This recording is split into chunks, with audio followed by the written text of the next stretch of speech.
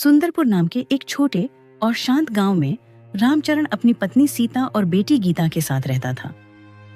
रामचरण बेहद गरीब था और दिन भर कड़ा परिश्रम करके किसी तरह अपने परिवार का पेट पालता था। समय बीतने के साथ उसकी बेटी गीता अब विवाह के योग्य हो गई थी, जिसकी वजह से रामचरण दिन रात उसकी शादी की चिंता में डूबा रहता था। एक शाम घर पर सीता ने इसी विषय पर बात शुरू की। अजी सुनते हो, हमारी बेटी गीता अब सयानी हो गई है। हमें अब बिना देरी किए उसके लिए एक सुयोग्य वर की तलाश शुरू कर देनी चाहिए। तुम बिल्कुल ठीक कह रही हो सीता। मैं भी पिछले कई दिनों से गीता के लिए लड़का ढूंढ रहा हूँ, लेकिन आज के जमाने में लोग दहेज की इतनी बड़ी मांग करते हैं कि मुझे कुछ समझ नहीं आ रहा कि इतने पैसों का इंतजाम कहाँ से करूं।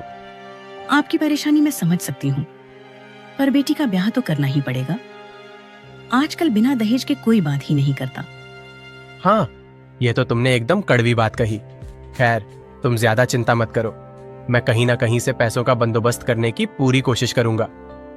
अगले दिन रामचरण हमेशा की तरह मजदूरी के लिए निकल गया। घर पर गीता रसोई में दोपहर का खाना बना रही थी। तभी सीता ने उससे गांव में जाने की बात कही। बेटी गीता, मैं गांव में किसी काम से जा रही हूँ। जब तक मैं लौटूं, तुम घर के बाकी बचे सारे काम निपटा लेना। जी माँ, आप बेफिक्र होकर जाइए। मैं तब तक घर की सारी साफ सफाई और काम पूरा कर लेती हूँ। सीता घर से निकलकर गांव की गलियों में टहलने लगी।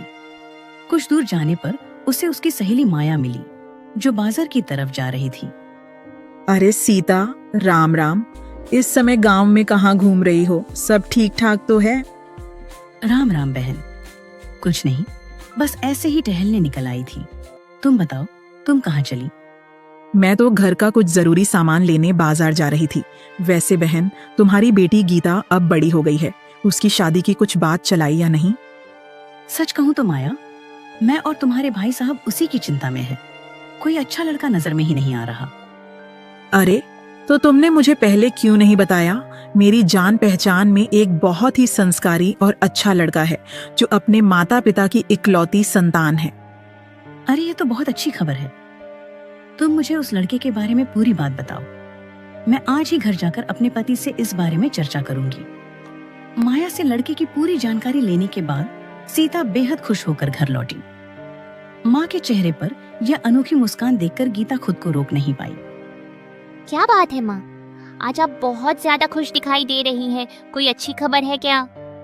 हाँ मेरी प्यारी बेटी, आज मुझे तेरे लिए एक बहुत ही उत्तम वर की जानकारी मिली है। भगवान ने चाहा तो जल्द ही तेरे हाथ पीले होंगे।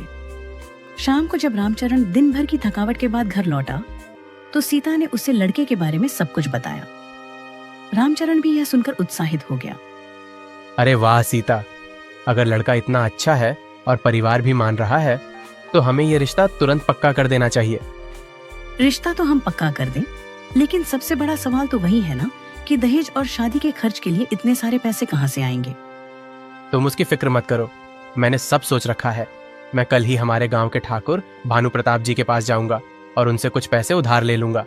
बाद में मेहनत करके चुका दूंगा। पर क्या ठाकुर साहब इतने पैसे हमें उधार देने के लिए तैयार होंगे? क्यों नहीं होंगे?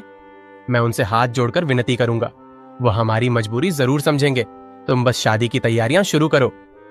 सीता से बात करने के बाद रामचरण अगली सुबह ठाकुर भानु प्रताप की हवेली पर पहुंचा। ठाकुर ने जब रामचरण को अपने सामने देखा तो रौबदार आवाज में पूछा, ओहो रामचरण, कहो भाई, आज यहाँ कैसे आना हुआ? क्या अपनी बेटी की शादी का निमंत्रण पत्र देने आए हो? प्रणाम ठाकुर साहब। अभी निमंत्रण कहाँ दे पाऊंगा, अभी तो बस शुरुआत है। दरअसल मुझे आपसे एक बहुत बड़ी मदद की उम्मीद है।